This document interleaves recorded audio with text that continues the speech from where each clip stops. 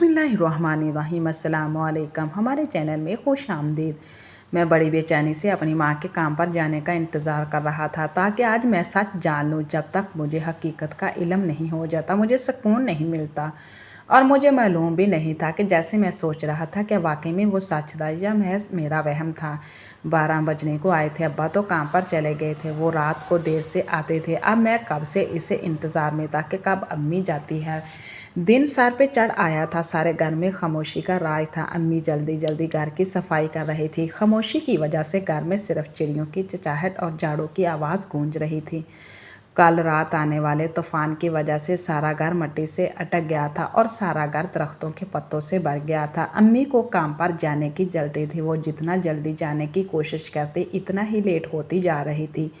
मेरी सतीली बहन सहरश जो अम्मा के पहले शौहर से थी वो भी अम्मी का हाथ बटा रही थी। वो भी अम्मी की तरह बिल्कुल खामोशी से काम कर रही थी। दोनों माँ बेटी का एक ही मिजाज था। वो दोनों चुपचाप बिला ज़रूरत नहीं बोलती थी। काम ख़त्म हो गया था। अब अम्मी चली गई थी और इनके जाते ही सहरश तेल की बोतल लेकर आ गई और मुझे इशारे से अपने पास बुलाया और मैं चुपचाप आकर बैठ गया। मैं 16 साल का था जब मैं और मेरी बहन घर पर अकेले होते तो मेरी बहन बोलती क्या हो तुम्हारे सर पर मसाज कर दूं। जैसे ही वो आयल मेरे साथ सर पर लगाती तो मुझे गहरी नींद आ जाती। शुरू में तो मुझे लगा कि शायद मालिश की वजह से मुझे सुकून मिलता है जिसके बायस मैं सो जाता हूँ, मगर एक चौंक देने वाली बात थी जो मुझे शदीद परेशान कर रही थी। इस बात का जिक्र भी मैंने किसी से नहीं किया कि सब मुझे पागल समझते। जब मेरी आँख खुली तो मेरा लिबास तब्दील हुआ होता। ऐसा लगता जैसे किसी ने मुझे नहलाया हो या मेरा लिबास तब्दील कर दिया हो, लेकिन मैं तो सो जाता। पहले पहल तो मैंने इस बात को अपना वहम समझा, मगर जैसे जैसे दिन गुजरते गए मेरा यकीन पुख्ता होता गया। मुझे नशा आवर दवा देकर बेहोश किया जाता था और जब उठता तो मेरा लिबास तब्दील हुआ होता। कोई ऐसे कैसे कर सकता है जब घर में हम दोनों बहन भाई के अलावा कोई नहीं होता था और ना ही कोई आता जाता था।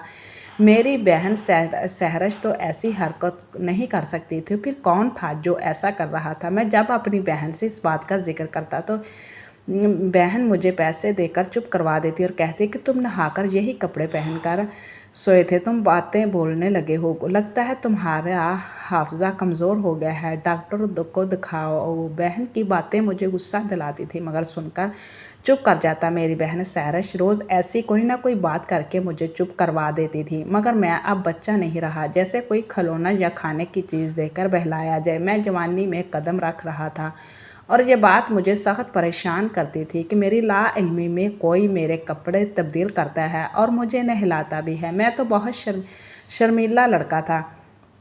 मैं तो बचपन में भी किसी के सामने कपड़े तब्दील नहीं करता था। अब तो मैं जवान हो चुका था। इस दिन मैंने मसाज करने वाला तेल बदल दिया और जब मेरी बहन मेरे सर का मसाज करने लगी तो मैंने सोने का नाटक किया था। अभी 5 मिनट भी होते कि मेरी बहन ने मुझे आराम आराम से पहले नीचे लौटाया और बाहर चली गई। इसका मतलब मेरा शक सही निकला था। तेल में ही कोई ऐसी दवा मिलाई गई थी कि जिसको लगाते ही मैं बेहोश हो जाता था। कुछ देर बाद सहरश कमरे में वापस आ गई। इसके साथ कोई और भी था। आंखें बंद करने की वजह से मैं इसे देख नहीं पाया था। इसी ने आते ही मेरा लिबास तब्दील किया। मुझे बहुत शर्म आ रही थी। मैं कोई बच्चा तो नहीं था जो कोई और मेरा लिबास तब्दील करता। मेरा दिल कर रहा था कि मैं अभी उड़ जाऊँ, मगर मैं ये देखना चाहता था कि सहरश मेरे साथ क्या करती है। मुझे कुछ समझ नहीं आ रहा था। मेरा दिल बुरी तरह से धड़क रहा था। मुझे मालूम नहीं था मेरे साथ क्या होने जा रहा है। मुझे ये देखना था कि आखिर सहरश मेरे साथ करना क्या चाहती है। मैं कबूतर की तरह आंखें बंद करके पड़ा हुआ था। मुझे शदीद अफसोस हो रहा था अपनी बहन पर जो मुझे बेहोश करके जाने मेरे साथ क्या करती। अब जब मैंने सब जानने का फ़ैसला किया ही था तो मुझे हिम्मत करनी थी। आने वाले वक़्त के खौफ से मैं दिल ही दिल में अल्लाह से दुआएं कर रहा था। मेरे परेशानी अरूज पर थी जब मुझे लगा कि किसी ने मुझे उठाकर बेड पर सुलाया है। मेरे साथ ये क्या करने वाले थे कोई मुझे बताने वाला नहीं था। मुझे ऐसे लग रहा था ज़रूर मेरे साथ कोई गलत हरकत होने वाली है। ये सोच सोचकर मेरी हालत बुरी होती जा रही थी। अचानक कोई मेरे करीब आया, मुझे छूने लगा था। इससे पहले कि मेरे साथ कुछ गलत होता मैंने अपनी आंखें खोल दी थी। अपनी बहन पर जब मेरी नज़र पड़ी तो उसकी हालत देखकर इसका लिबास देखकर मुझे लगा ये देखने से पहले मैं मर क्यों नहीं गया। ये मेरे लिए डूब मरने का मुकाम था। मेरा दिल कर रहा था मैं सब कुछ ख़त्म कर दूं। सहरश का लिबास देखकर मैंने अपनी आंखें बंद कर ली, मगर इसके बाद जो हरकत मेरी बहन ने मेरे साथ की, मेरे तो होश उड़ गए थे। क्योंकि मेरा नाम सजाद है, हम लोग बहुत गरीब थे। मैंने जब आँख खोली तो मेरी माँ इस दुनिया में नहीं थी। मेरी माँ मुझे जन्म देते ही खल्के हकीकी से जा मिली थी, और जब मैंने होश संभाला तो खुद को ममता के साए से महरूम पाया। मुझे मालूम नहीं था कि माँ क्या होती है। मेरे बाप ने जिस हद तक मुमकिन हो सका मुझे प्यार दिया, मेरा ख्याल रखा। माँ बाप दोनों बनकर मुझे पाला पोसा। जो को खुद काम पर जाते तो मुझे पुप्पो के पास छोड़कर चले जाते, मगर पुप्पो के बच्चे बहुत चालाक थे। बात बात पर हाथ पाई पर उतर आते। अब जब काम से वापस आते तो रोज़ मुझे नई चोट लगी होती और पुप्पो अब्बा के सामने शर्मिंदा हो जाती। कसूर पुप्पो का भी नहीं था, वो काम काज में मसरूफ़ होती थी। कसूर पुप्पो का मसरूफ़ होती थी, फिर भी बार बार अपने बच्चों से बोलती थी, खबरदार जो किसी ने सजाद को मारा। मगर इनके बच्चों की इनकी बातें कहाँ सुनते थे। वो मुझे बहुत मारते थे, मेरा मजाक उड़ाते, मुझे बहुत तंग करते थे। अब्बा इसी वजह से बहुत परेशान रहने लगे थे। कभी किसी पुप्पो के घर तो कभी किसी खाला के घर छोड़कर जाते। ऐसे नहीं, बहुत मुश्किल का सामना करना पड़ता। सब ने अब्बा को समझाया कि वो दूसरी शादी कर ले। अब्बा ने कहा, दूसरी शादी इसी सूरत में करूँगा जो लड़की मेरी तरह के हालात से ही गुजरे हो, ताकि मेरी परेशानी समझ सके। तभी पुप्पो वालों ने अब्बा की शादी नाइला अम्मी से करवाई। वो एक बेवा खातून थी। इनके पहले शौहर से एक बेटी थी जो मुझे उम्र में 5 साल बड़ी थी।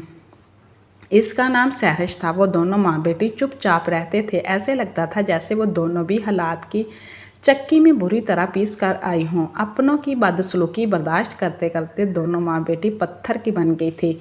नाइला और अम्मी सहरश ने बहुत तकलीफ़ें देखी थी। जब मेरी सतीली माँ का शौहर मर गया तो सास ने इन पर बहुत जुल्म किया था। रिश्तेदार तो वैसे ही बुरे वक्त में साथ छोड़ देते हैं। अपने घर वालों ने इनका साथ नहीं दिया। मजबूरन वो दूसरी शादी के लिए राज़ी होगी। मेरे अब्बा बहुत अच्छे इंसान थे। उन्होंने सराज को खुले दिल से कबूल किया था, मगर न सिर्फ कबूल किया बल्कि अपनी बेटी भी माना। अब्बा ने अम्मी से कहा, तुम सजाद की माँ बन जाओ और मैं सहरश का बाप बन जाऊँगा। जब अब्बा की शादी नाइला अम्मी से हुई तो मैं इस वक्त 4 साल का हो चुका था। अब्बा की दूसरी शादी से ये हुआ कि मुझे किसी के घर नहीं जाना पड़ा था। मैं अपने घर में मज़े से खेलता घूमता फिरता रहता था। अम्मी मुझे नहीं डांटती थी, मुझसे प्यार करती थी, और सहरश भी मुझसे प्यार से बात करती थी। सहरश के रूम में मुझे बहन मिल गई थी। अब अब्बा भी आराम से काम पर चले जाते थे। इन्हें पीछे मेरी फ़िक्र नहीं होती थी। मैं भी शरीफ बच्चा था। अम्मी और सहरश को बिल्कुल तंग नहीं करता था, इसीलिए उन्हें किसी किस्म की मुश्किल का सामना नहीं करना पड़ा। वक़्त यूं ही तेज़ी से गुजरता गया। हमारे घर के हालात जो पहले भी कुछ ख़ास अच्छे नहीं थे, ऊपर से मज़ीद बहुत ख़राब हो गए। अब्बा जिस कारखाने में काम करते थे वो भी बंद हो गया। हम सब बहुत परेशान रहने लगे थे। मजबूर होकर अम्मी ने घर में सफाई का काम शुरू किया था और अब्बा पेट्रोल पंप में काम करते थे, मगर तनख्वाह कम होने की वजह से हालात ख़राब से ख़राबतर होते जा रहे थे। वो नौकरी छोड़कर घर पर भी नहीं बैठ सकते थे। अगर घर बैठ जाते तो फाकों का सामना करना पड़ता। मैं सरकारी स्कूल में पढ़ता था, मगर फ़ीस ना देने की वजह से मैं स्कूल नहीं जा रहा था। जबकि सहरश मैट्रिक करके घर बैठ गई थी। अब्बा और अम्मी बाहर चले जाते थे तो मैं घर पर रहता था, क्योंकि सहरश घर पर अकेली होती थी। तब अब्बा अम्मी बोलकर जाते थे कि घर पर ही रहना, जवान लड़की घर पर अकेली है, लोगों का भरोसा नहीं। जैसे ही अब्बा और अम्मी बाहर जाते तो सहरश कहती, सजाद तुम्हारे बाल ख़राब हो रहे हैं और मैं तुम्हारे सर पर तेल की मालिश करती हूँ, और मैं खामोश हो जाता और सहरश से सर पर तेल की मालिश करवाता था। अब ऐसा रोज़ होने लगा था। सहरश बोलती थी कि 2 हफ्ते रोज़ाना ही तुम्हें ऐसे मालिश करवाना होगी, फिर तुम्हारे बाल अच्छे हो जाएंगे।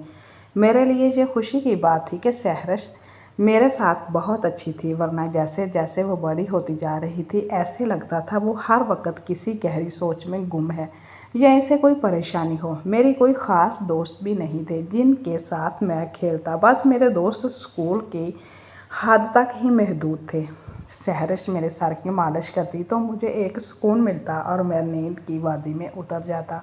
लेकिन हैरत की बात यह थी कि तेल की मालिश करवाने के बाद 3-4 घंटे तक मैं सोया ही रहता, और जब नींद से जगता तो ऐसे लगता था मैं सोकर नहीं उठा बल्कि बेहोश था। मुझे कुछ भी याद नहीं रहता था।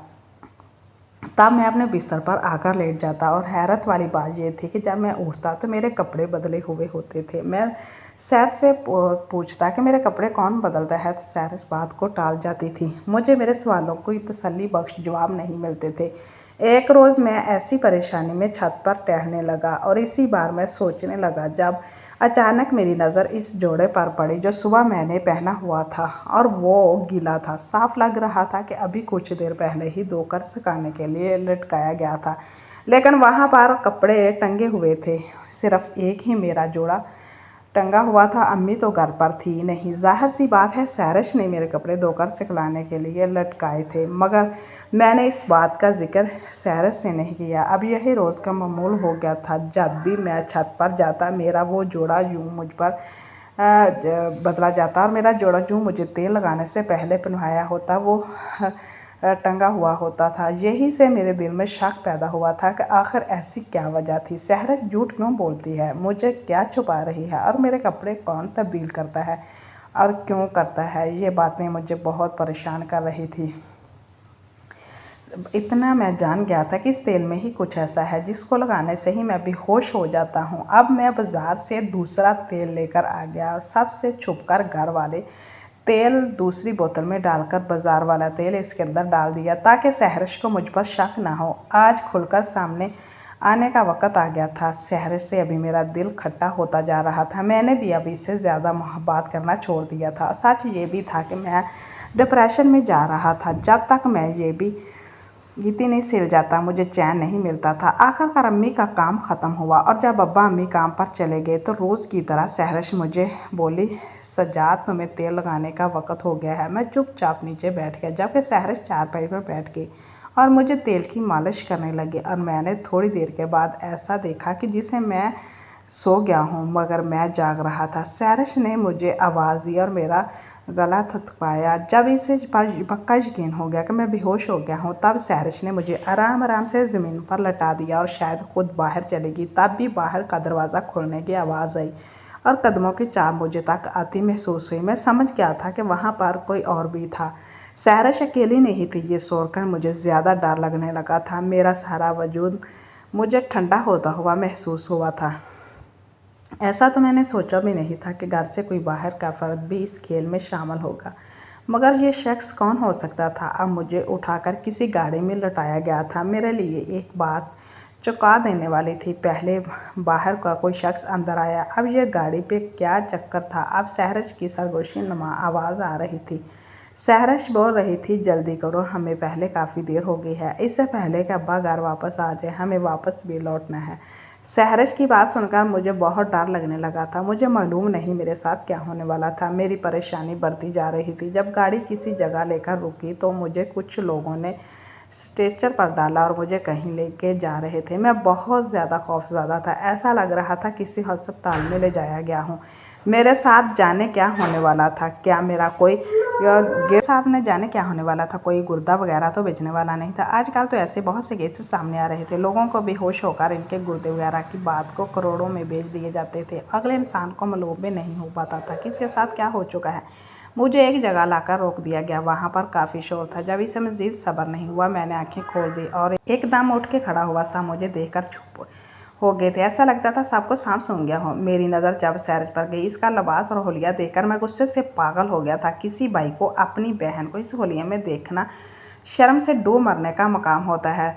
सहरश एक तवाइफ का रूप अख्तियार किए खड़ी थी। शुरू में तो मुझे लगा मैं किसी कोठे पर गया हूँ और वो किसी कोठे का ही नक्शा पेश कर रही थी। सहरश अब डर रही थी कि खौफ इसकी आंखों से साफ नज़र आ रहा था। मैं इसका सच जान गया था। तब सहरश मेरे आगे हाथ जोड़े खड़ी हो गई और बोली, मैं तुम्हें सब बता दूंगी, यहाँ कोई तमाशा ना करना, यहाँ ड्रामे की शूटिंग हो रही है। तभी मेरी नज़र जवाद पर पड़ी। मैं इसे देखकर समझ गया कि यही सहरश के साथ मिला हुआ है। क्यों वहाँ पर खड़े बाकी सारे चेहरे मेरे लिए अजनबी थे। यहाँ एक स्टेज ड्रामा चल रहा था जिसमें सहरश तवाइफ बनी हुई थी और मैं सहरश का बीमार भाई जो किसी बीमारी की वजह से बेहोश होता है। इसी वक्त मुझे सहरश ने बताया कि वो अपने हालात और गुर्बत से तंग आ गई थी और अपने घर वालों की परेशानी इसे देखी नहीं जाती थी। इसकी शादी की उम्र हो गई थी। मगर जब जहाँ पर खाने के लाले पड़े हुए हैं, वहाँ शादी का खर्चा कहाँ से पूरा होता।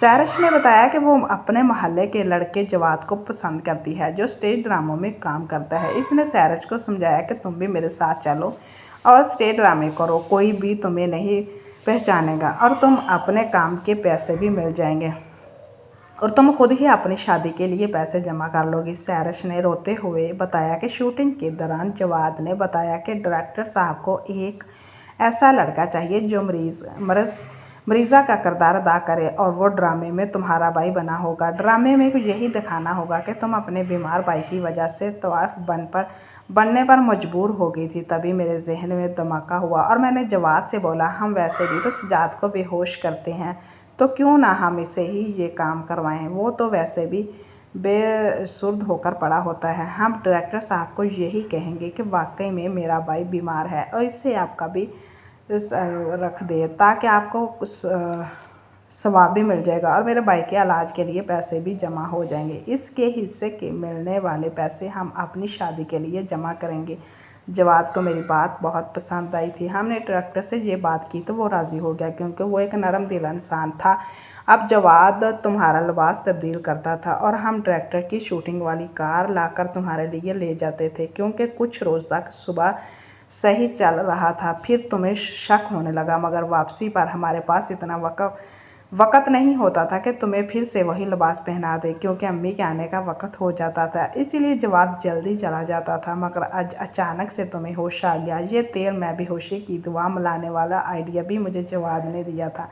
मुझे माफ़ कर दो, मैंने तुम्हें बेहोश किया था। अगर तुम होश में होते तो सब अम्मा अब्बा को बता देते तो कभी मुझे ड्रामे में काम करने की इजाज़त नहीं देते। अब वो मेरी शादी के लिए बहुत परेशान है। मैं अब्बू का बोझ कम करना चाहती थी। मेरा सगा बाप ना होते हुए भी उन्होंने मुझे प्यार दिया, माशरे में इज़्ज़त दिलवाई और मुझे कभी एहसास नहीं होने दिया कि मैं यतीम हूँ। मैं इनके लिए कुछ कर तो नहीं सकती थी, कम से कम इनका बोझ तो कम कर सकती हूँ। सहर की बातें सुनकर मुझे काफ़ी दुख हुआ। सच में इसकी शादी की उम्र हो गई थी और वो तकरीबन 22 साल की हो गई थी।